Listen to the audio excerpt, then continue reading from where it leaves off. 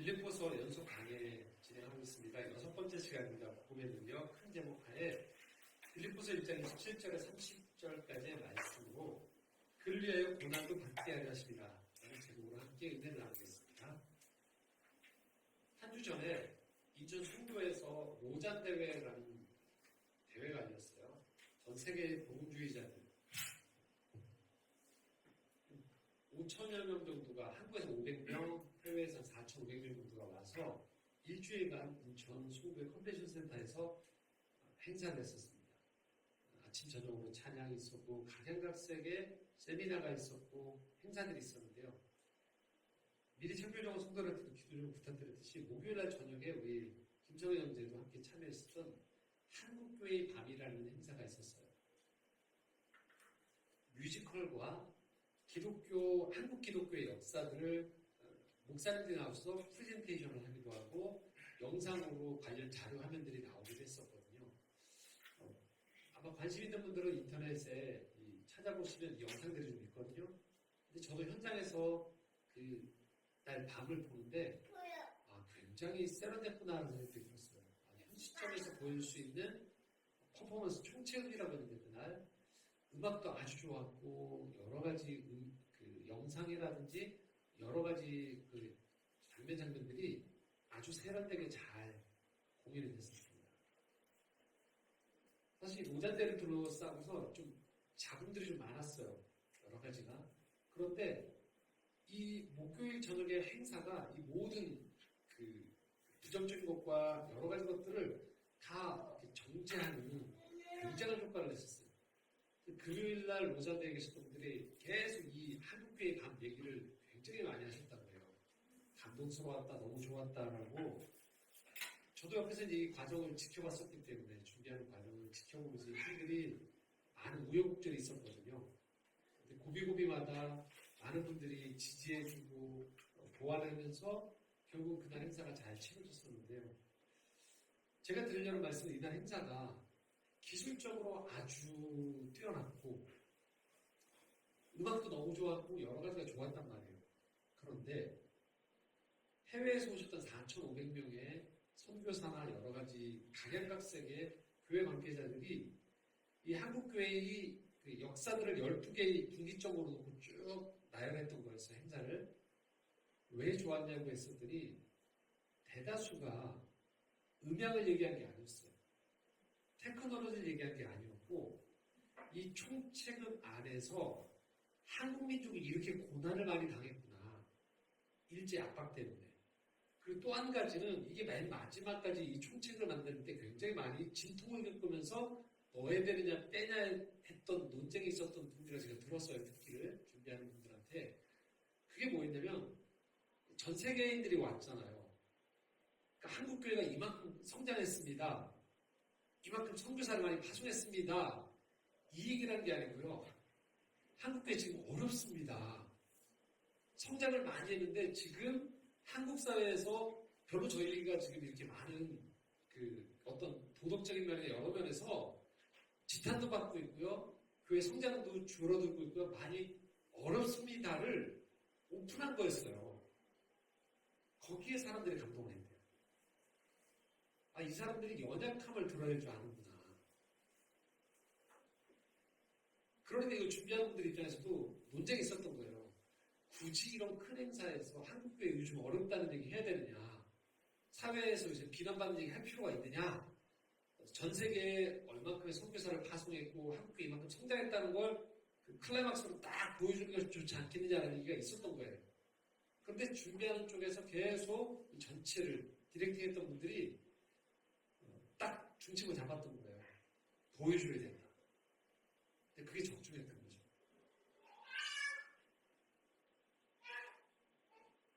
온전하다는 것, 성숙하다는 게 거기서 드러나는 거예요. 예쁘게 포장하고 뭔가를 드러내는 것이 아니고 자신이 가지고 있었던 약점, 인생의 실패, 상처를 어떻게 승화하느냐 또는 어떻게 견뎌나가느냐를 사람들은 주목해서 봐요. 근데 우리 자꾸 머릿속에서 어떤 생각을 하냐면 무조건 사람들한테 좋은 것만 보여줘야 된다. 잘 되고 있는 것만 보여줘야 된다. 실패가 없는 것들로 이 모든 것들을 만들어 놔야지만 내 인생이 성공했다고 생각하는 거예요. 그런데 아무도 그렇게 생각을 안 하는 거예요. 그걸 알 수 있는 게 어떤 것이냐면 여러분들이 다른 사람들을 바라보실 때 이렇게 바라봐요. 고생 하나도 안 한 것처럼 보이는 사람보다 고생을 겪어서 다른 사람의 눈물을 이해할 수 있고 여러 가지 속에서 그 사람의 상황을 함부로 재단하지 않는 가운데 잠잠히 옆에서 지켜보면서 응원해주는 사람들을 여러분들은 훨씬 좋아하거든요. 근데 놀랍게도 그걸 나한테는 적용을 안 해요. 내가 속해 있는 곳에는 적용을 안 해요. 우리 단체는 문제가 없었으면 좋겠고 그리고 나의 인생도 그런 굴곡과 상처와 깨어짐이 없기를 바란다는 것이죠. 그래서 진정으로 어떤 것들을 평가할 때 가장 안에 있는 사람, 당사자들이 그 실체를 잘 보지 못하는 경우들이 있어요. 오히려 좀 한 걸음 물러서서 또 여러분들도 인생 시기에서 그 시기를 거치고 난 다음에 돌아보면 너무 그 시기가 소중하고 좋았다는 걸 아는 거죠. 이 영화나 연극 또는 소설 같은데 이 스토리텔링에서요. 이 스토리를 짜는 데 있어서 주인공 말고 반드시 들어가야 되는 요소들이 있어요. 어떤 요소들일까요? 하나는 조력자예요. 나를 도와주는 사람들. 그 사람들이 있어야지 내가 그 스토리에서 중요한 어떤 갈등 극복해나면서 성장하는 서사가 나오는 거예요. 그 돕는 사람들이 있어요. 나를. 옆에서 지지해주고 응원해주고 그 함께 편이 되어주는 사람들. 근데 또 한 사람이 있어요. 누굴까요? 적대자들이에요. 내 목표를 방해하는 사람들이죠. 성취를 방해하는 사람들이에요. 스토리를 보면 이런 거 있잖아요. 어쩜 두 남녀가 저렇게 잘 어울릴까? 그럼 꼭 보면 뭐예요? 양가가 반대하죠. 그렇게 꼭 등장해요. 또는 이 파트너가 너무 잘 맞아요. 근데 꼭 보면 뭐예요? 라이벌이 등장하죠. 그런 게 꼭 등장해요. 그럼 인생의 어떤 우리가 살아가면서 모두가 공통의 경험에서 흐르고 있는 하나의 공통의 경험이 그 안에 투영된 거라고 봐야 되겠죠. 그런데 여기서 하나 더 나간대요. 그게 뭐냐면 조력자 같은 적대자가 있고요. 적대자 같은 조력자가 있는 거예요. 인생을 살아보면. 저 사람 나한테 굉장히 도움이 되는 사람인 줄 알았어요. 근데 지내고 봤더니 어떤 사람이에요? 나한테 별로 도움이 안 되는 사람이 있죠. 나를 어렵게 만든 사람이 있어요. 참 나를 돕는 사람 같이 보였는데 반면에 어떤 사람은 가시 같은 사람들이 있죠.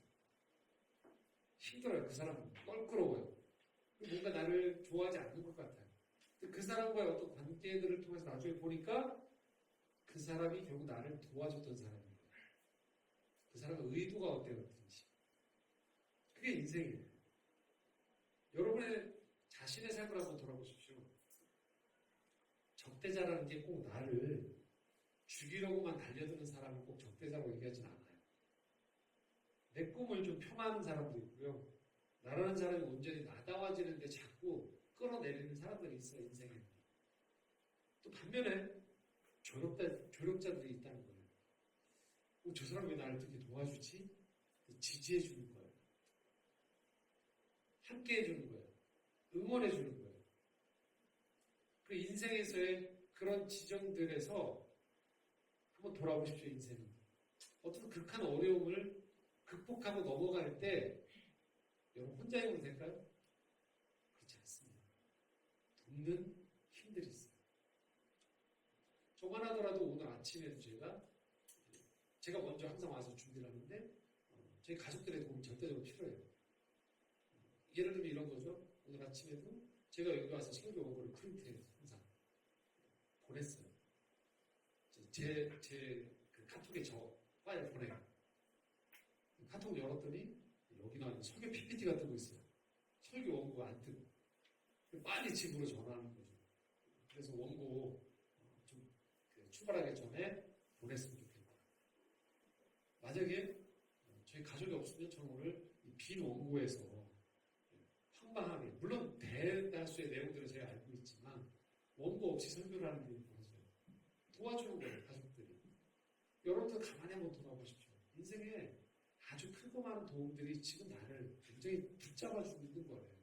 우리가 당연한 듯이 여기지만 그런 것들이 나를 붙잡아주는 거죠. 바울의 삶도 그랬어요. 우리가 바울을 자칫 오해하면 슈퍼스타 한 사람이 복음을 그 사람의 역량으로 다 전한 것 같지만 절대 그렇지 않아요. 바울에게 얼마나 많은 조력자들인지 몰라요. 어제 밴드에 저희가 일주일마다 올려드리자, 매일매일 올려드리죠. 토요일마다 제가 성경부 자료들이라고 질문과 묵상 자료들을 드려요. 그 내용이 뭐냐면 고린도전서 16장이었어요. 어떤 내용이냐? 바울의 이 조력자들에 대한 감사 표현이에요. 바울의 사심서들을 보면 항상 마지막 장에 자신의 사역을 도와줬던 사람들, 어렵게 하는 사람들에 대한 이 감사 표현들이 꼭 나와요. 그리고 더불어서 빠지지 않는 게 있어요. 바울의 사역에 있어서요. 적대자도 많았어요. 그가 부활하신 예수 그리스도를 만났어요. 그리고 자신의 삶에서 맞춰지지 않았던 퍼즐이 온전히 부활한 예수 그리스도를 통해 맞춰진다는 걸 알게 된 거예요. 이제 그 퍼즐에 맞춘 대로 살아가려고 해요. 모든 사람이 두 손 들고 다 환영하고 지지하고 응원할 것 같지만 그렇지 않았어요. 많은 어려움이 따랐어요. 1, 2, 3차 전도여행을 가는 동안 곳곳마다 어려웠어요. 심지어 어느 곳은 귀신을 내쫓았더니 그 귀신으로 인해서 소득을 얻던 사람들이 바울을 모함해서 감옥에 집어넣는 일도 벌어지고요. 바울을 낭떠러지 끝까지 밀어넣는 일도 있고요. 매를 맞기도 하고요. 그 인생 가운데에서 너무나도 좋은 것들이 자신 인생에 찾아왔어요. 그런데 그 못지않게 많은 어려움들이 바울의 인생 가운데 찾아왔다는 거예요.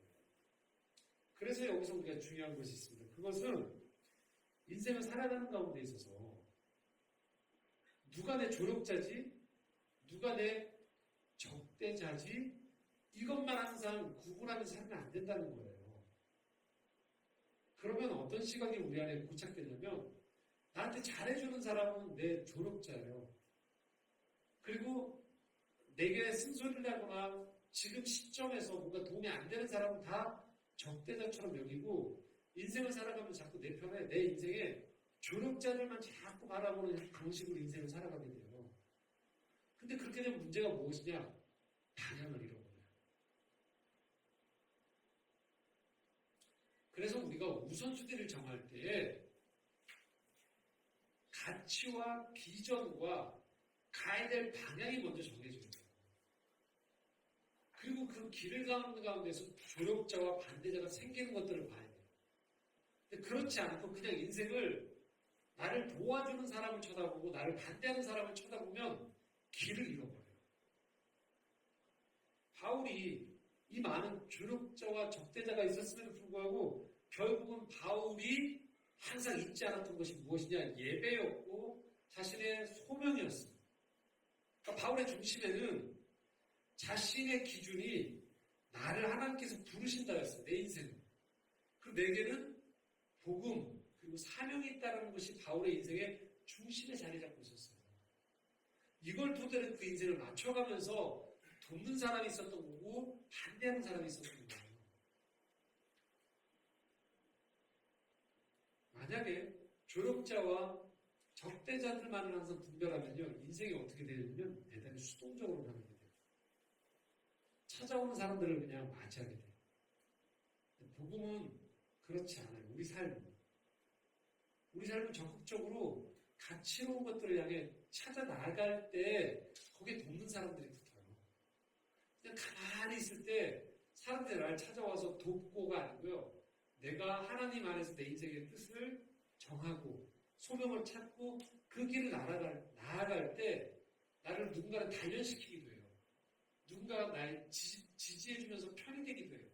그러나 때로는 내가 내 인생에 찾아오기도 해요. 그러나 그 자체가 중요한 게 아니에요. 내 인생에서 무엇을 바라보고 있는가, 어디를 향해 걸어가고 있는가, 내 인생에서 어떤 열매가 맺혀지는가가 중요하다. 오늘 우리의 시선을 바꾸라고 바울이 이렇게 조언하고 있습니다. 27절 말씀인데요. 함께 읽겠습니다. 오직 너희는 그리스도의 복음에 합당하게 생각하라. 이는 내가 너희에게 가거나 떠나 있으나 너희가 한 마음으로 서서 한 뜻으로 복음의 신앙을 위하여 협력하는 것과 여기 바울이 먼저 이렇게 권유하고 있어요. 빌립보 교인들한테 오직 복음에 합당하게 생활하라는 얘기예요. 뒷얘기 이전에 복음을 먼저 이야기하고 있어요. 복음에 합당하게 생활. 기준점인 거예요. 1차적인 문제가 무엇이냐? 내가 복음이 무엇인지를 알아야 되는 거예요. 뒤 이전에 합당하게 내가 어떤 기준에 맞춰 살아야 되는데 그것이 무엇인가를 물어볼 때 복음이 무엇인지를 내가 알아야 된다는 거예요. 뒤에 이어지는 한 마음과 한 뜻은 그 다음 문제예요. 먼저 내 인생에 하나님 주신 복음이 무엇인가를 알아야 되는 거예요. 이게 왜 중요하냐? 바울이 그렇게 못 살았거든요. 바울이 복음이 뭔지를 몰랐어요. 제대로 안다고 생각했지만 몰랐어요. 그리고 나서 한 마음과 한 뜻으로 열심을 다해서 유대인들과 하나 되어서 열심히 살았던 결과가 무엇이었습니까? 진리를 바라는 일을 하고 있었어요. 진리를 반대하는 일을 하고 있었단 말이에요. 사람들을 잡아서 감옥에 집어넣고 있으면서도 잘하고 있다고 생각했어요. 왜요? 바울의 복음이 뭔지에 있어서 온전한 이해가 부족했기 때문이에요. 열심히 살았던 자신의 인생이 도리어 하나님께 적대자가 됐다는 것을 뒤늦게 알았던 거예요. 바울의 인생 전체는 그래서 남은 인생은 복음이 무엇인지를 아는 가운데서 이 복음을 전하는 데 인생을 보냈던 거예요.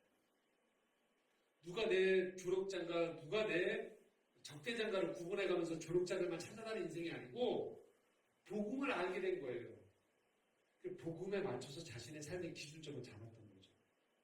그래서 여러분, 서둘러서 하나됨으로 가지 말라는 거예요. 복음이 무엇인지를 먼저 깊이 아셔야 돼요. 복음이 무엇인지 모르는 상태에서 곧바로 행동으로 옮겼을 때 그것이 궁극적으로 나에게도 도움이 되어지지 않는다는 거예요.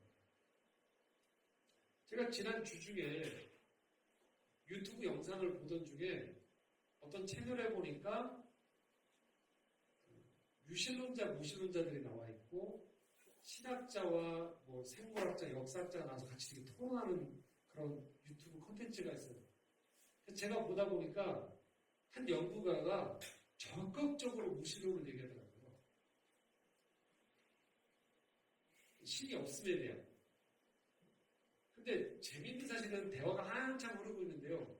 공통된 의견이 있었어요. 그것은 무엇이냐면 신이 없다고 이야기하는 게 아주 어려운 일이라는 걸 다 알고 있는 거예요.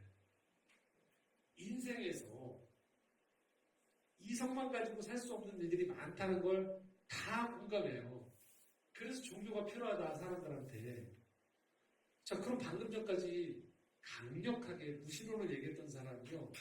그분 이에서도 그렇게 얘기하시더라고요.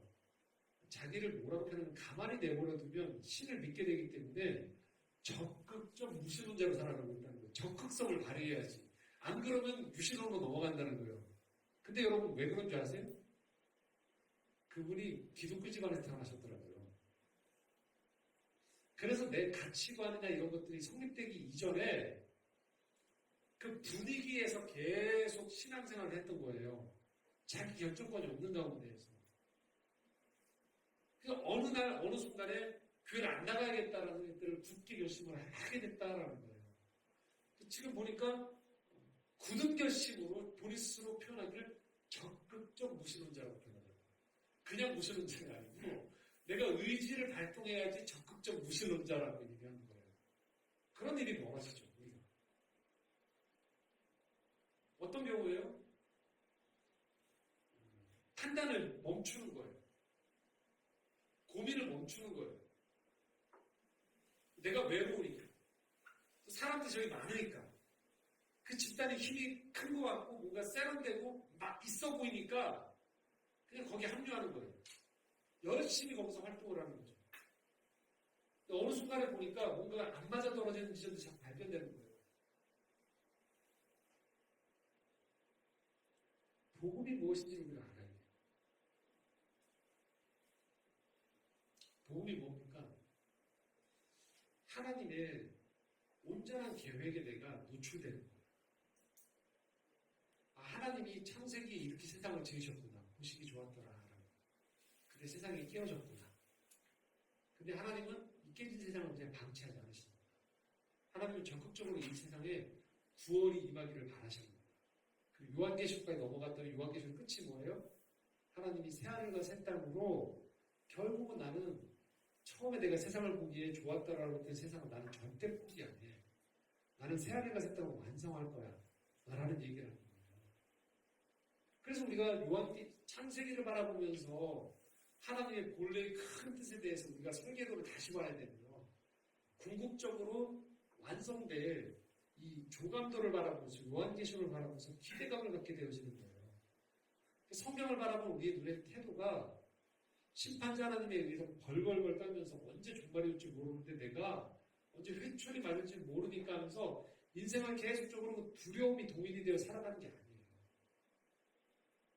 하나님이 진짜 복음을 보는 거예요. 아, 이게 좋은 거구나.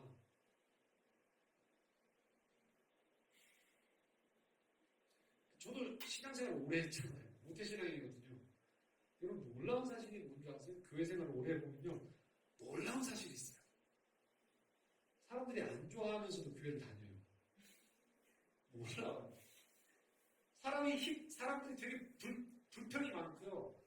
되게 만족감이 없어요. 근데 교회를 다니고 있어요. 다녀야 되니까 다닌대요. 아니에요, 여러분. 신앙생활은 좋은 거예요. 신앙생활은 생명력이 넘치는 거예요.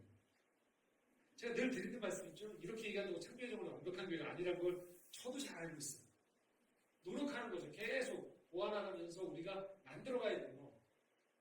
그런데 이건 아니라는 거죠. 누군가 와서 교회 생활이 너무 힘들어요.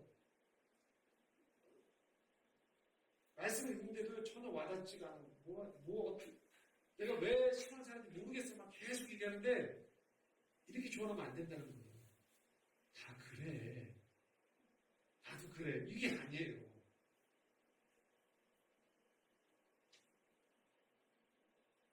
복음은 우리를 살아나게 하는 거예요.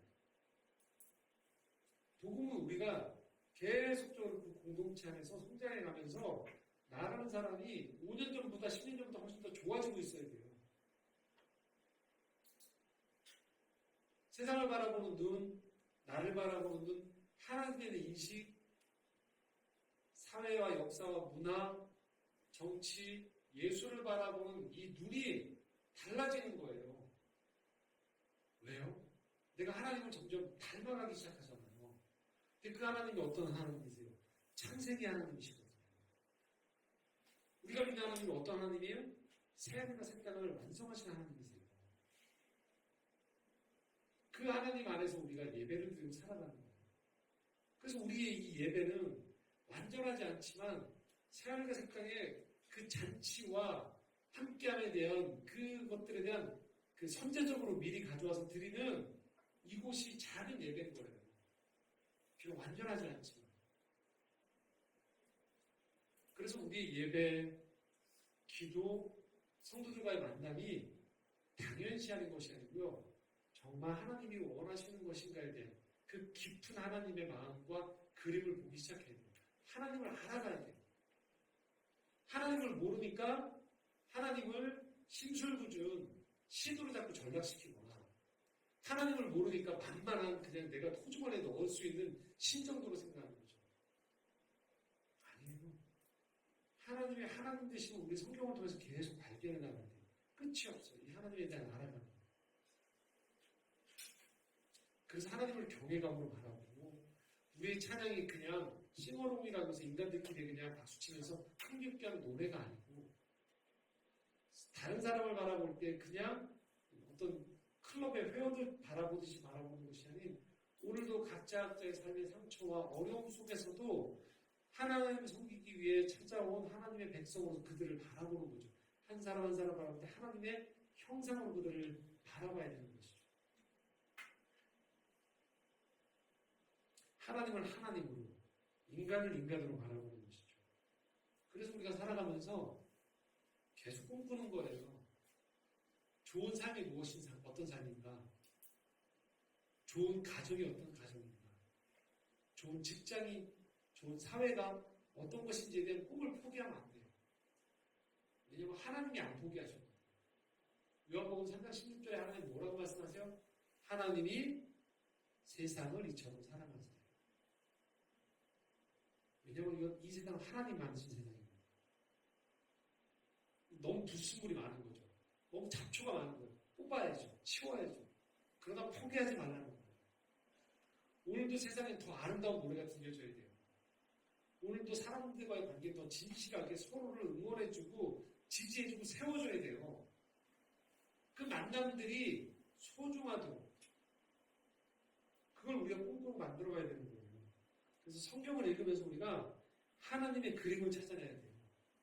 구절 하나 툭 띄워와서 이걸로 하나님 이렇게 얘기했다고 해서 막 들이대면서 협박하는 게 아니고요. 전체 그 구조 안에서 그 구절이 어디 들어가는지를 봐야 돼요. 그래서 우리가 신앙생활을 하고 혼자 있으면 안 되고 함께 좋은 공동체 안에서 이런 신앙적인 배움과 교제와 교정이 필요한 거예요. 그렇지 않으면 어떻게 되냐면 종교적인 열심은 가득한데요. 한 그릇 물어서 보고 있으면 삶이 어그러져 있어요. 그게 관계가 망가져 있는 거예요. 근데도 뭐예요? 계속 열심이란 연료만 집어넣으면서 이렇게 다니다 보면 어떤 날이 나아지겠지 안 나아져요. 자세가 삐뚤어졌는데 계속 운동을 하면 몸이 부러지거나 망가지는 거예요. 교정해야 돼요. 엉망이면. 그래서 삶을 둘러봐야 되고 우리가 자꾸 가늠해 봐야 돼요. 이 말씀대로 살아갈 때 과연 내 삶이 어떻게 될지를 가늠해 보셔야 돼요. 나와 관계된 사람들이 복음 안에 거하기 시작할 때 행복해지는가, 성숙해지는가, 삶이 회복되어지는가를 자꾸 봐야 되는 거죠. 물론 항상 웃고 항상 재미있고 그런 건 없어요. 그렇진 않아요. 인생. 그러나 중장기적으로 우리가 그 걸음을 멈춰서 보았을 때 그 가르침, 그 원리대로 살아갔을 때 그 삶이 어떻게 되는가 그걸 살펴봐야 돼요. 가만히 묵상하는 삶이 필요해요. 사도 바울 또한 유대인 바리새인으로서 열심을 내다가 그러니까 부활하신 예수 그리스도를 만나고 초창기에 바로 예루살렘에 가서 복음을 전하다가 대적자들 때문에 고향 다소로 내려가서 적게는 7년에서 많게는 14년 정확한 연도는 안 나오지만 10년 안팎의 세월 동안 바울은 고향 다소에 내려갔어요. 사람들을 만나지 않고 그 기간 동안에 그 여러 환상도 보고요. 자신이 이해했던 복음에 대한 내면의 숙성화하는 작업들의 시간이 있었던 거예요.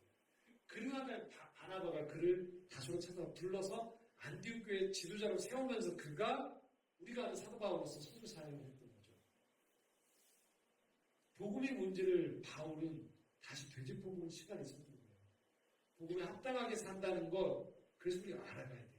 배워가야 돼요. 그 그림을 그려가야 돼요. 그렇지 않으면 복음이란 단어를 쓰고 있는데 그게 폭력이 될 수 있고요. 복음이란 단어를 쓰고 있는데 집단 이기주의가 되고요. 복음이란 단어를 쓰고 있는데 이 땅의 사람들의 삶을 망가뜨리는 수단이 될 수도 있는 거예요. 복음은 그런 게 아니에요. 자꾸 물어봐야 돼요. 이것이 복음입니까? 저도 자꾸 물어봐요. 제 삶이 복음대로 살고 있습니까? 제 창조의 종원이 비전포럼이 관계를 맺은 이 일들이 합당한 복음에 주문해서 우리가 살아가고 있습니다. 늘 그래서 설계도를 보고요. 조감도를 보고 함께 일하는 분들 건축가들인지 조경가들인지 각자의 자리에서 이분들과의 삶을 조율하면서 복음이 복음다워지는 것들을 포기하지 않는 것이죠. 여러분 각자의 삶에서도 마찬가지입니다. 그냥 달려나가기 이전에 복음이 무엇인가를 계속 묵상하고 찾고 곰곰이 돌아보고 배우셔야 돼요. 저희 신앙센터에서 여러 책들을 계속 하잖아요. 이유가 왜 그럴까요? 복음이 전 영역에 퍼질 때 어떻게 퍼지는지를 우리가 자꾸 봐야 되는 거예요. 봐야지만 고칠 수 있어요. 보지 않은 상태에서 혼자 세계 안에 함몰되어 있으면 결코 복음이 무엇인지를 알더라도 부족하게 알거나 좁게 할 가능성이 많다는 거예요. 그리고 그거를 확인하고 난 다음에 그 기준을 알고 난 다음에 두 번째가 뭐냐면 한 마음으로 한 뜻으로 복음의 신앙을 위해 협력하는 거예요. 이게 두 번째인 거예요. 믿음의 속성이 바로 그래요. 이제 복음에 대해서 이게 그림이 그려졌어요. 그런데 이후에 그가 해야 되는 것이 무엇이냐? 기도하는 거예요. 찬양하는 거예요. 예배하고 섬기는 거예요. 하나님을 전하는 거예요. 한방과 한뜻으로 협력해서 직접 알았던 그림에 삶의 실전 부분으로 넘어가는 거예요. 협력하라고 얘기하죠. 실제 그렇게 살라는 거예요. 인생을 평론가로 팔짱을 낀 채로 살아가는 것이 아니고 팔짱을 풀고 해변에 갔으면 물가로 들어가라는 거예요. 그러지 않고 계속적으로 관망하는 거예요. 어디가 더 좋은가? 그랬을 때 이 복음의 실체가 내 삶에서 역동적으로 발휘되어지는 것이 아니고요. 계속 관념화되어져요. 좋은 게 좋다는 의미가 무엇인지를 모르게 되는 거예요. 왜냐? 하나님의 살아계심의 역사들은 반드시 그렇게 살아가는 사람에 의해서 증명되어지는 역사였거든요.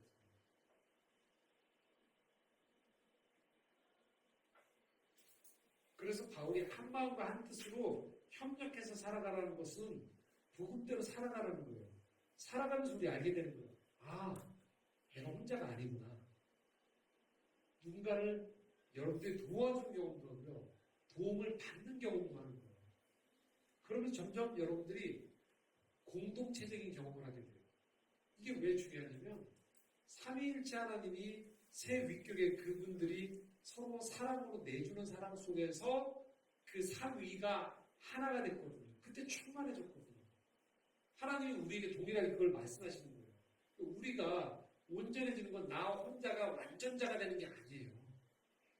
함께 이렇게 공동체적으로 나누고 돕고 한 마음으로 가는 가운데서 만들어지는 거예요. 물론 전제가 있어요.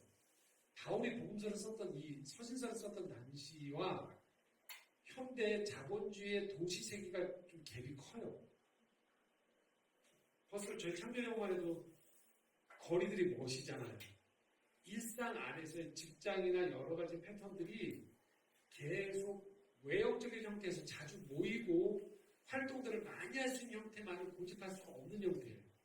그럼에도 불구하고 우리가 놓쳐서는 안 되는 것은 한 마음으로 한 뜻으로 협력하는 것은 그럼 이런 상황 속에서 어떻게 만들어갈 것인가를 우리가 연구하고 서로 도움을 얻고 지혜를 구하는 것에서 형성해 나아가는 거예요.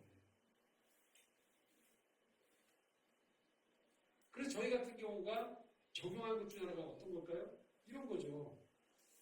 창조회장 같은 경우는 김밥을 싫어하시면 못 나오잖아요. 주방공사가 없어요. 그게 뭐냐면 저희 나름대로 고민을 하는 거예요. 주일에 잠깐 모이는 이 시간 안에서 최대한 그래도 성도 간에 교제하고 이곳에서 뭔가를 나아갈 수 있는 것들에 대한 고민을 하는 거예요. 저희가. 여러분들 입장에서는 뭐 카페니까 원래 김밥을 아니면 제가 김밥을 좋아하는가 보다. 그런 게 아니에요. 고민을 하는 거죠. 이 도시 생활 안에서 이 형태 안에서. 그래서 밴드로 저희가 자료를 옮겨드리기도 하고 이 형태들은 이게 완전하다는 게 아니고요. 한 마음과 한 뜻으로 어떻게 이 도시 안에서 현대사회 안에서 어떻게 만들어올까에 대한 고민인 거죠. 그러다 보니까 놀라운 일들이 벌어지잖아요. 여기도 계시지만 여기 계신 만큼 지금 온라인에 계시단 말이에요. 그래도 우리는 형태의 문제가 아니고 뭐예요? 한 마음과 한 뜻에 대한 고민을 계속 만들어가는 거예요. 더 잘해야겠죠, 당연히.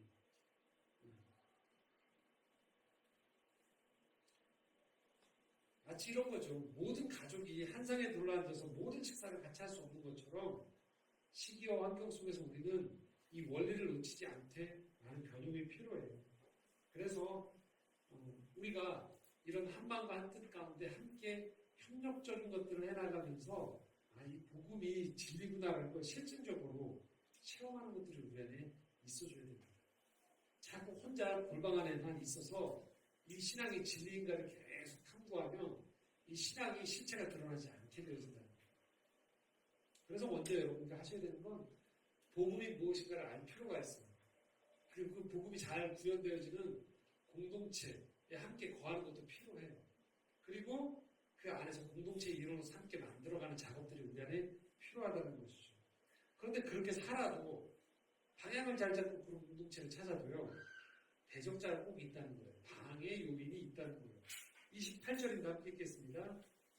무슨 일이든지 대적하는 자들 때문에 두려워하지 않는 이 일을 하고자 합니다. 이것이 그들에게는 멸망의 증거요 너희에게는 구원의 증거니 이는 하나님께로부터 난 것이다. 이런 우리가 복음 안에 살려고 할 때요 모든 사람이 다 손을 들어서 환호해주고 기뻐하는 것이 아니고 이 가치를 폄하하는 사람들, 왜곡하는 사람들, 눈을 가리게 만드는 사람들이 주변에 있다는 거예요. 우리에게 필요한 건 우리가 가늠해보고 검증해보고 내가 살펴보았을 때 이것이 진리구나, 이 삶이 맞구나 하면 살아야 되는 거예요. 둘러보기만 해서 안 된다는 거예요. 여러분들이 그 안에 거하면서 끊임없이 반대하는 소리, 다르다는 소리들이 계속 우리 안에 들려와요. 그때 일일이 다 그것들에 맞춰주면서 살펴보면 결국은 내 삶의 중심이 사라져버리는 거예요. 그래서 여러분 그만 두려움거리시고 복음을 알기 시작한다면 그 삶으로 나아가시면서 계속 그것들을 구체화시키는 작업이 우리 안에 주어져야 돼요. 그리고 이 바울의 이 말씀, 적대자들이 우리 힘들게 하고 여러 가지 것들이 우리가 어긋날 때 29절, 30절 말씀 함께 읽겠습니다. 함께 이 말씀을 기억해 봅니다. 읽겠습니다. 그리스도를 위하여 너에게 은혜를 주신 것은 다만 그를 믿을 뿐 아니라 또한 그를 위하여 고난도 받게 하려 하시니라. 너희에게 그와 같은 싸움이 있으니 너희가 내 안에서 본가요 이제도 내 안에서 듣는 바입니다. 믿는다고 했을 때 항상 좋은 일만 생기지 않아요. 어렵다니까요. 바울도 그래요. 나도 감옥에 갇혔다. 나도 여러 가지 장애물들이 많았다. 근데 그 자체가 잘못 가고 있다는 게 아닌 거예요. 물론 여러분, 때로는 정말 잘못 가기 때문에 그런 사인이 올 때가 있어요. 그런데 잘 가고 있어도 방해가 있어요. 웅덩이가 있어요. 여러 태풍이 불기도 한다는 거예요. 근데 그게 잘못 산다는 게 아니라는 거예요. 예수 그리스도가 그렇게 사셨죠. 십자가를 지면서. 바울이 그렇게 살았어요.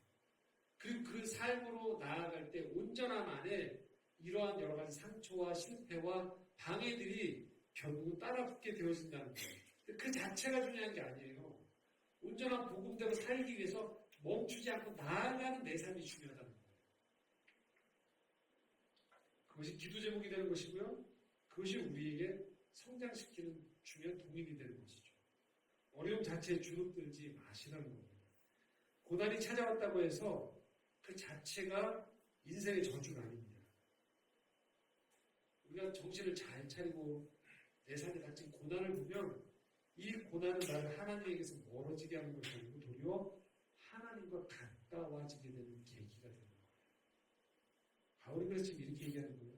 예수 그리스도를 따르는 가운데서 우리가 어떤 사람으로 우리가 변화가 되는 거냐? 어려움은 다 비껴가는 사람, 주변에 온통 조력점 앉는 사람이 아니고요. 어려움이 와도 가야 될 길을 가는 사람으로 바뀌는 거예요.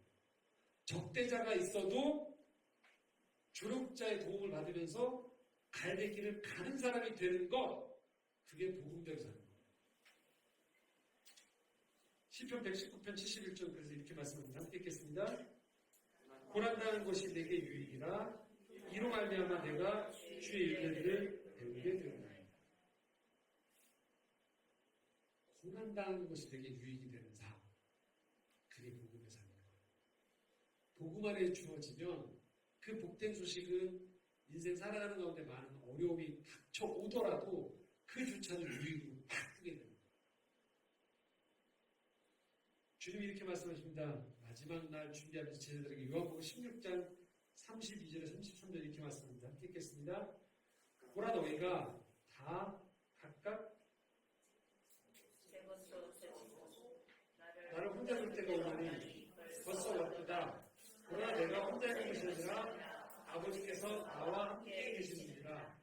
이것을 너희에게 이르는 것은 너희로 내 안에서 하나를 이기게 하려 합니다. 세상에서는 너희가 환난을 당하나 담대하라. 내가 세상을 이기었노라. 주님이 뭐라고 말씀합니까? 세상에서는 너희가 환난을 당할 수 있다. 그러나 담대하라. 너희는 세상을 이길 자다라는 말씀입니다. 이게 복음인 거예요. 그러니까 복음에는 어려움과 적대자가 없다는 것이 아니고 복음대로 살아갈 때에도 반대하는 사람도 있고요. 평화하는 사람도 있고 나 개인의 부족함으로 어려움도 찾아올 수 있어요. 그러나 복음이 복음인 까닭은 우리가 이 적대자들과 어려움으로 인해서 무너지고 길에서 주저앉는 것이 아니고 그럼에도 불구하고 앞으로 나아갈 수 있도록 주님이 함께 하신다는 거예요. 그래서 그것이 복음인 것이에요. 바울이 그렇게 살았던 것이에요. 감옥 안에 있는 사람이 어떻게 밖에 있는 사람에게 그래서 기뻐하라고 얘기하면서 편지를 보내겠습니까? 왜요? 감옥 안이나 밖이나 바울을 막을 수 있는 것이 없었기 때문이에요. 여러분의 인생 가운데에서 눈을 여십시오. 하나님을 향해서. 복음을 알아가십시오.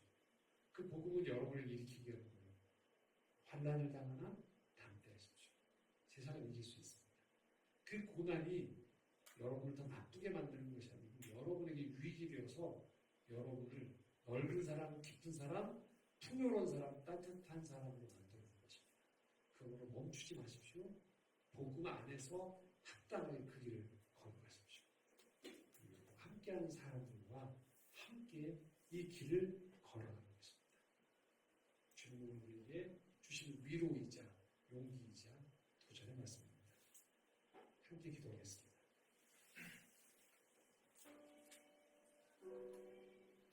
하나님, 오늘도 우리에게 복된 소식을 전해주시는 그 사랑을 기억합니다. 깨어져 있고 무너져 있던 내 삶 가운데 복음이 있기에 오늘도 우리는 소망 가운데 사랑의 마음을 품고 포기하지 않고 믿음의 길을 걸어갈 수 있음을 고백합니다.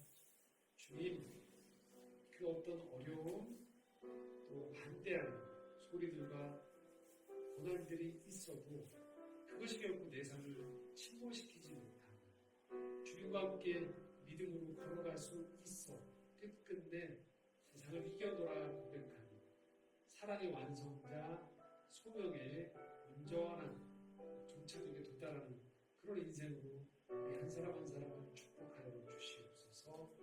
예수 그리스도의 이름으로